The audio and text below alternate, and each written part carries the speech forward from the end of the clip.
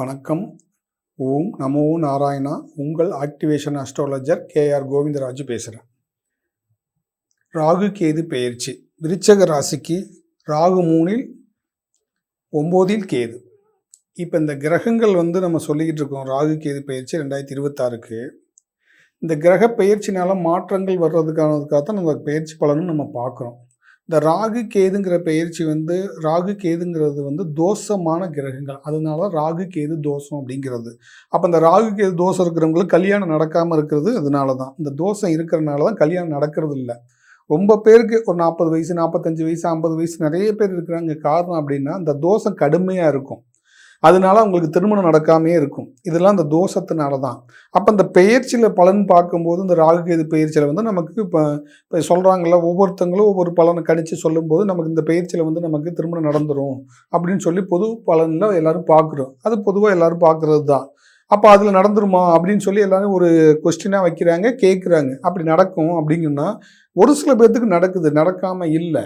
ஒரு என்ன சொல்ற 10 பேர்த்துக்குன்னா ஒருத்தங்களுக்காவது நடக்குது அந்த ராசி பலன் சொல்கிறது மூலிமா. 9 பேர்த்துக்கு நடக்கிறது இல்லை. ஏன்னா அந்த தோஷங்கள் கடுமையாக இருக்கும். அந்த ராகு கேது தோஷம் கடுமையாக இருக்கும். அதனால நடக்கிறது இல்லை. பொதுவாகவே ராகுங்கிறது நம்ம ராசிலேயோ நம்ம ஜாதகத்தில் பொதுவாக எப்படி இருக்கணும் அப்படின்னுச்சுன்னா, மேஷம், ரிஷபம், கடகம், கன்னியில் இந்த இடத்துல ராகு இருந்துச்சுன்னா ஒரு அதிர்ஷ்டசாலி, ஒரு ராஜயோகத்தை கொடுக்கக்கூடிய கிரகம். அதே மாதிரி இந்த கேதுங்கிற கிரகமும் பொதுவாக கேதுங்கிற குருவோட சேர்ந்துன்னா கோடீஸ்வர யோகத்தை கொடுக்குங்கிற கிரகம். இந்த 2 கிரகங்களும் இப்போ இந்த கோச்சாரத்தில் வரும்போது நமக்கு ஒரு 18 மாதம் ஒரு 2028 வரையில் ஒரு நல்ல ஒரு மாற்றங்கள் தருமா அப்படிங்கிறது தான் எல்லாத்துக்கும் ஒரு கொஸ்டின். பொதுப்படியான கருத்துக்களுக்கு பொதுப்படியான தீர்வுகள் பொதுவாக நீங்கள் ராசி பலனை பார்த்துட்டு பரிகாரம் பண்ணுறது பொது கலன். இப்போ ஏன் மாறுது அப்படின்னா, பொதுவாக பெயர்ச்சி காலத்தில் மாறுறதுங்கிறது பொதுப்படையன. ஆனால் பொதுவாக நமக்கு காரியம் நடக்காமல் இருக்கிறதுக்காக நம்மளுடைய ஜாதகத்தில் பிறப்பு ஜாதகத்தில் இந்த கடுமையான தோஷங்கள் இருக்கும். இந்த ராகு தோஷமும் கேது தோஷமும் கடுமையாக இருக்கும். அதனால தான் நமக்கு அந்த பெயர்ச்சி நடந்தாலும் கல்யாணம் நடக்கிறது இல்லை. அப்போ இந்த பெயர்ச்சிலையும் ஒரு சில பேர்த்துக்கு நடந்தாலும் பிரச்சனையாக இருந்து பிரச்சனை பிரிவாகி குடும்பத்தை விட்டு பிரிஞ்சிருக்கிறதுலாம் இந்த ராகு கேது தோஷத்தினால தான். இப்போ ஒரு குரு திசையிலையோ இல்லை சுக்கிர திசையிலையோ இப்போ திருமணம் நடந்துருது. ஆனால் இந்த நடந்திருந்தாலும் இந்த கடுமையான தோஷத்தினால ஒருத்தருக்கு ஒருத்தர் விட்டு பிரிஞ்சிடுறாங்க. இந்த பிரிவுக்கான காரணங்கள் இந்த கேது கிரகம் தான் மெயின் காரணம். இப்போ நிறைய கோர்ட்டு கேஸில் பார்த்தீங்கன்னா டைவர்ஸுக்கு அப்ளை பண்ணுறது பூரா இந்த கிரகத்துடைய தாக்கம் உள்ளவங்க தான். இந்த கேது இந்த ராகுனுடைய தாக்கம் உள்ளவங்களுக்கு தான் இந்த டைவர்ஸுங்கிறது அதிகமாக வரும். இந்த தனிமையை விரும்புகிறதும் அவங்க தான், தனிமையாக இருக்கிறதும் அவங்கிறது தான். இது எல்லாமே இந்த கேது கிரகத்தினாலும் நடக்கிறது. இந்த கேது தோஷத்தினாலும் ராகு கேது தோஷத்தினாலும் நடக்கிறது. அப்போ அவங்க ஆன்மீகத்தில் ஒரு சில பேர் போயிடுவாங்க, தனிமையை விரும்பி ஆன்மீகத்துக்கு போவாங்க. ஏன்னா இந்த கிரகம் ஆன்மீகத்தையும் குறிக்கும். ஒரு கிரகம் நல்லதையும் செய்யும் கெட்டதையும் செய்யும் சொல்கிறோம் இல்லைங்களா. ஒரு ஸ்டேஜுக்கு மேலே போது என்னால் முடியலை, நான் போயிடுறேன் அப்படின்னு சொல்லி துறவியாக போகிறதும் இந்த இதே கிரகம்தான். அப்போ இந்த ஒவ்வொரு கிரகத்துக்கும் ஒரு தொடர்பு ஒரு மனசுலையும் உடம்புலையும் இருந்துக்கிட்டே இருக்கும். நிறையா கலர் துணிகள் போடுறதும் இந்த கேதுனால தான். அதே மாதிரி ஆன்மீகத்தில் மாலைகள் நிறைய அணிகிறது, உங்களுக்கு விருப்பப்பட்ட மாலைகள் அணிகிறது எல்லாமே இந்த கேதுனால தான். ஆன்மீகத்துக்குள்ளே போனீங்கன்னா சிந்தனைகள் மாறிக்கிட்டே இருக்கும். இந்த சிந்தனையை மாற்றுறதும் இதே ஒரு கேது கிரகம் தான். இந்த ராகும் கேதும் ஒரு மனிதனுக்கு தோஷம் இல்லாமல் இருக்குது அப்படின்னு தோஷத்தோடு இருக்குதுன்னா அந்த எண்ணங்களை மாற்றிக்கிட்டே இருக்கும். அது இந்த கடுமையான தோஷம் அவங்க குடும்பத்திலேயே அவங்க இருக்காமல் பிரிஞ்சு இருப்பாங்க. ஒரு சில பேர்த்துக்கு இந்த தோஷம் இருந்தாலும் அவங்க பிரிஞ்சிருக்கிறாங்கன்னா அந்த தோஷம் கடுமையாக இருக்காது, நார்மலாக இருக்கும். பொதுவாக ஜென்ரலாக இப்போ நம்ம ஊருக்கு போயிட்டு வர மாதிரி இருக்கும். அப்போ அந்த பெயர்ச்சி காலத்தில் அந்த நவக்கிரக கோயில்களுக்கு போய் இந்த ராகு ஸ்தலத்துக்கு கேது ஸ்தலத்துக்கு போயிட்டு வந்தாவே சரியாயிடும். இப்போ வெளிநாட்டில் வேலை இருக்கவங்க ஒருத்தவங்க இப்போ ஹஸ்பண்ட் ஒய்ஃப் பண்ணால் ஹஸ்பண்ட் வெளிநாட்டில் வேலைக்கு இருப்பார். ஆனால் அதான் அவங்களுக்கு அந்த கேது தான். அதே மாதிரி மனைவி வெளிநாட்டில் இருப்பாங்க, ஹஸ்பண்டு இங்கே உள்நாட்டில் இருப்பாங்க, அது இந்த கேது தான். ஆனால் அவங்களுக்குள்ள அண்டர்ஸ்டாண்டிங்லாம் இருக்கும், ஒற்றுமையாக இருப்பாங்க, எந்த ஒரு பிரிவினையும் இருக்காது. அப்போ இந்த கிரகங்களுடைய தோஷங்கள் இல்லாமல் இருக்கும். அப்போ கடுமையான தோஷம் இருக்கிறவங்களுக்கு தான் பிரிஞ்சு இருப்பாங்க, நிம்மதி இல்லாமல் இருப்பாங்க. ஆனால் இப்போ வெளிநாட்டில் இருக்கிறவங்களுக்கு இதெல்லாம் இருக்காங்கன்னா அந்த மாதிரி இருக்காமாங்க, ஒற்றுமையாக தான் இருப்பாங்க. இது ஒரு வகையான ஒரு அமைப்பு. இப்போ இந்த ராகு கேதுங்கிறதுலயே வந்து ஒரு பல அமைப்புகள் இருக்கும். இதுல ஒரு சில வகையான அமைப்பு. இப்போ நம்ம வெளிநாடு போறோம்னாவே ராகு தான் மெயின் காரணம். வெளிநாடு கரன்சி நமக்கு பணம் கைக்கு வரணும்னாவே ராகு தான் மெயின் காரணம். அப்போ இந்த இதெல்லாம் வந்து நடக்குமாங்க சார்? நான் தொடர்ந்து வந்து இந்த ராகு கேது பயிற்சி 18 மாதத்துக்கு ஒருக்க இந்த பயிற்சி போடுறீங்க, 1.5 வருஷத்துக்கு ஒருக்க இந்த பயிற்சி பார்த்துக்கிட்டே இருக்கேன். ஆனால் எனக்கு வந்து நடக்கிறது இல்லைன்னா இந்த கடுமையான தோஷங்கள் இருக்கிறதுனால தான் நடக்கிறது இல்லை. என்ன காரணத்தினால இந்த கடுமையான தோஷங்கள் வருது அப்படின்னு சொன்னால், நமக்கு நம்ம அப்பா அம்மாவுக்கு இருக்கிற தோஷம் நம்ம பசங்களுக்கு வரும். அவங்க அந்த தோஷத்தை நிவர்த்தி பண்ணியிருந்தாங்கன்னா நமக்கு அது யோகமாக மாறும். அப்போ தான் வந்து சொல்கிறது, மேஷம் ரிஷபம் கடகம் கன்னியில ராகு இருந்தால் ராஜயோகத்தை கொடுப்பார் அப்படிங்கிறது. இது பொதுப்படையான கருத்து. அப்போ நான் என்ன சொல்ல வர்றேன் அப்படின்னு சொன்னால், நம்ம வண்டி வாகனத்தில் ஓட்டும் போது இரவோ பகலோ ஓடும்போது பாம்பு குறுக்க வரும்போது நம்மளை அறியாமல் வந்து வண்டி விட்டு ஏற்றி கொண்ணும் போது அது இறந்துருது. அப்போ அது வந்து தோஷமாக மாறிடுது, சர்ப்ப தோஷமாக மாறிடுது. இதே மாதிரி தான் இந்த கேது கிரகங்கிறது உடம்புலையும் சரி மனசுலையும் சரி, இந்த கேதுங்கிறது வந்து செய்வினை குறிக்கக்கூடிய கிரகம். ஒருத்தங்க மன வலிமை குறைஞ்சு ஒருத்தங்க ஒல்லி ஆகிறது, உடம்பு லீன் ஆகிறது, உடம்புல என்ன இருக்குன்னே தெரியல, ட்ரீட்மெண்ட் எடுத்தாலும் சரியாகிறது இல்லைன்னா அவங்களுக்கு வந்து அது கேது கிரகத்தினால செய்வினை மருந்து வந்து வயிற்றுக்குள்ள இருக்கும். அது வெளியில கண்ணில் தெரியாது. ஆனால் ஒவ்வொரு நாளும் அவங்க ஒரு நைட்டில் தூக்கமே இல்லாமல் சில அந்த கடுமையான காலம் வரும்போது, இந்த பெயர்ச்சி காலம் வரும்போதோ இல்லை அது அந்த கிரகத்துடைய புத்தி கேதுடைய புத்தி காலம் வரும்போதோ கேதுங்கிறது செய்வினை குறிக்கும். அப்போ இந்த இடத்துல வந்து நம்ம உடம்புல வந்து முதுகு எலும்பில் வந்து வலி அதிகமாக இருக்கும், தூக்கம் வராது அப்படின்னு ஒரு 2-3 சிம்டம்ஸ் இருக்குது. உடம்புல அதை ஏற்படுத்திக்கிட்டே இருக்கும்.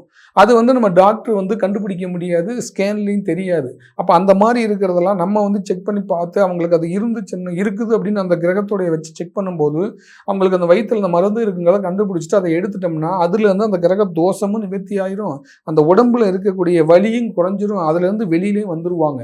இதுக்கெல்லாம் ஒரு அமைப்பு வேணும். ஒவ்வொருத்தங்களுக்கும் ஒவ்வொரு நாலேஜ் இருக்கிற மாதிரி கடவுள் நமக்கு கொடுத்த ஒரு நாலேஜ் இது எல்லாமே வந்து கிரகங்கள்னால வரக்கூடிய ஒரு செயல்பாடுகள். அப்போ ஜாதகத்தை பார்க்குறோம், நமக்கு யோகங்கள் வேலை செய்யலை அப்படின்னா என்ன காரணத்தினால பண்ணலைன்னா இந்த தோஷம் கடுமையாக இருக்கிறனால அதுதான் வர்றது. இப்போ ஏன் நம்ம பெயர்ச்சி பலனவே சொல்கிறோம் அப்படின்னு சொன்னால், பெயர்ச்சி பலன்கிறது எல்லாத்துக்கும் ரீச் ஆகும், அவங்கவுங்க மனசில் பதிகிறது.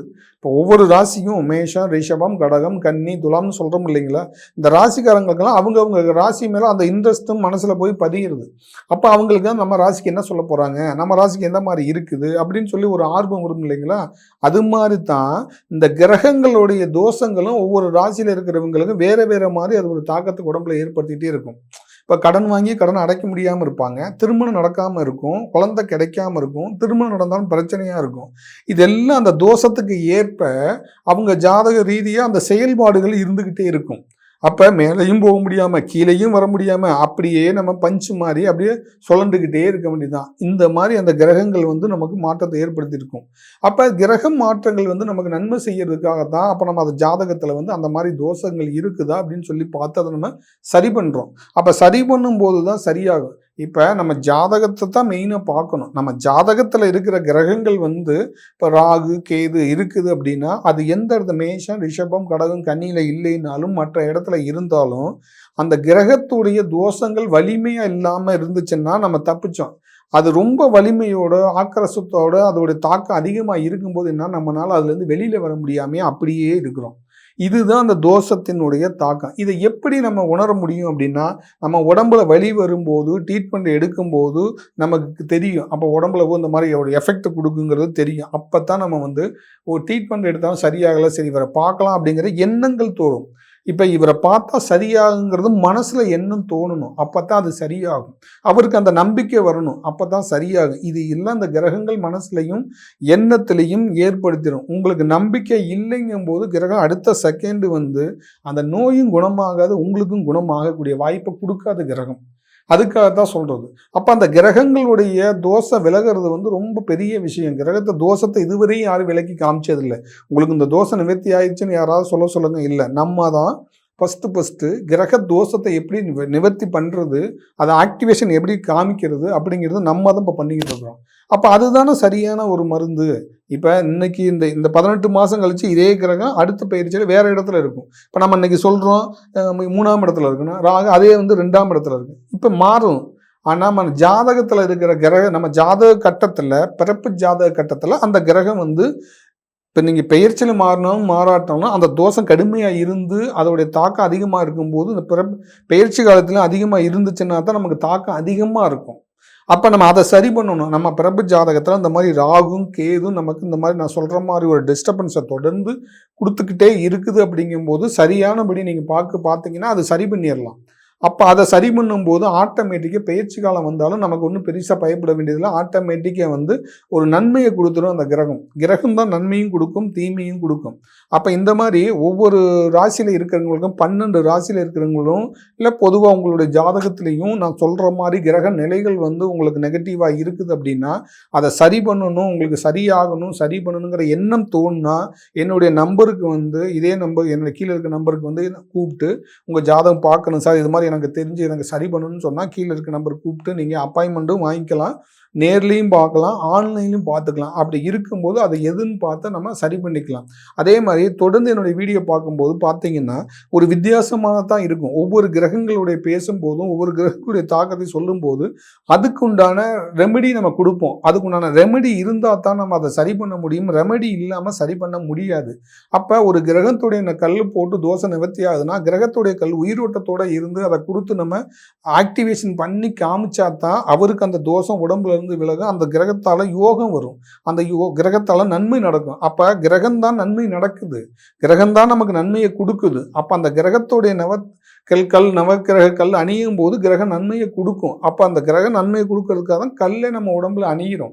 அப்போ இது எல்லாமே ஒரு கிரகத்தால் ஏற்படக்கூடிய தோஷம் விலகிறதுக்கும் தடை விலகிறதுக்காக நவக்கிரகத்துடைய கற்களும் நம்ம அணிகிறோம். சரிங்களா? அப்போ தொடர்ந்து நம்மளுடைய வீடியோ பாருங்கள், பிடிச்சிருந்தா லைக் பண்ணுங்கள், ஷேர் பண்ணுங்கள். அடுத்த வீடியோவில் சந்திப்போம். நன்றி நேயர்களே, வணக்கம்.